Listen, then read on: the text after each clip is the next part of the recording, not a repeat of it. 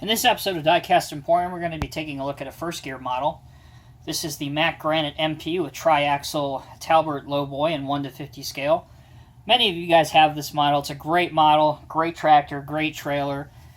Comes with a lot of nice accessories and is a affordable alternative to some of the higher end Lowboys. So this is what the box looks like. Pretty generic, but if you know me, you know I like a plain presentation style box. Makes it look a little bit more professional. So there it is. Get this thing open and take a look at it.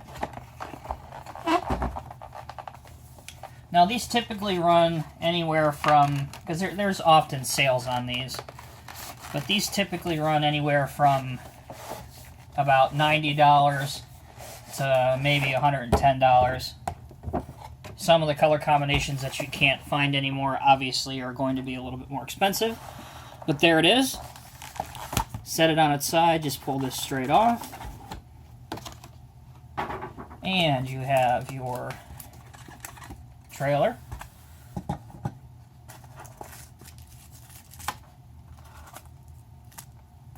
I'll explain what all these are in just a second. And here is your tractor unit itself. Okay, so let's start off with the tractor unit. Overall, very, very nice truck. The doors open. You have a great headache rack on the back. A lot of detail. And it is chrome. The fifth wheel is not adjustable, although that's not really a bad thing at all, in my opinion. The hood does open, and it will reveal a pretty decent engine inside. There we go. A lot of detail in there. And there's an amber warning light up on top of the cab. If I didn't mention already, the doors do open. And there is a fair degree of steering. However, when trying to steer to the right, it does foul the mud flaps, so you get a much better angle if you steer it to the left. In the front, you have the undeniable Mack grill with your bulldog up here. And a nice bumper right here, which you can hang an oversized load sign, which we'll see here in a second. The trailer is very nice. Not sure how well this is going to show up on a white background, but here's your gooseneck. It does disconnect by way of this right here, as well as these two right here. So essentially, you would pull down on the gooseneck and it comes straight out. This is a hydraulic hose that they give you that you can just kind of like tuck in. But when the gooseneck's removed, you can load your equipment, as there's two ramps that fold down. You have your highway warning signs. All of these extra outriggers, if you're hauling an excavator or other tracked machine, do come out.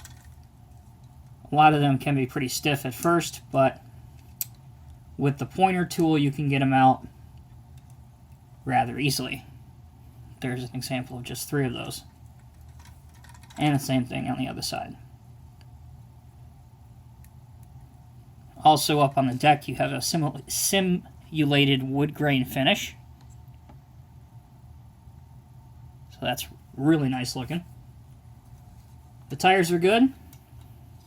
And the wheels are chrome. And inside you have a little bit of hosing and detail right there. On the back you have your wide load sign, as well as some mud flaps, warning lights, all that kind of stuff. And again, there's the underneath. So the accessories that come with it, this is a pointer tool, which you can use to get the outriggers from the bed out much, much, much more easily. This is what it looks like if you've never owned one of these. And you just simply,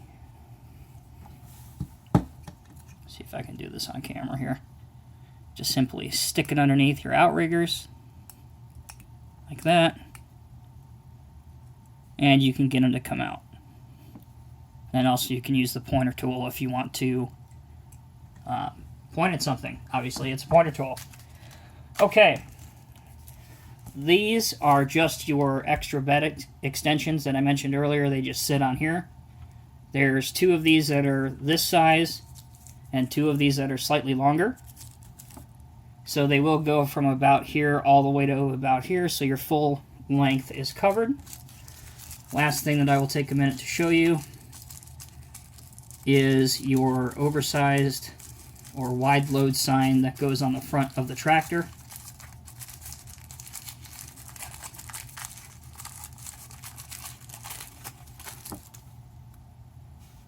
There that is. So let's hook this thing up real quick.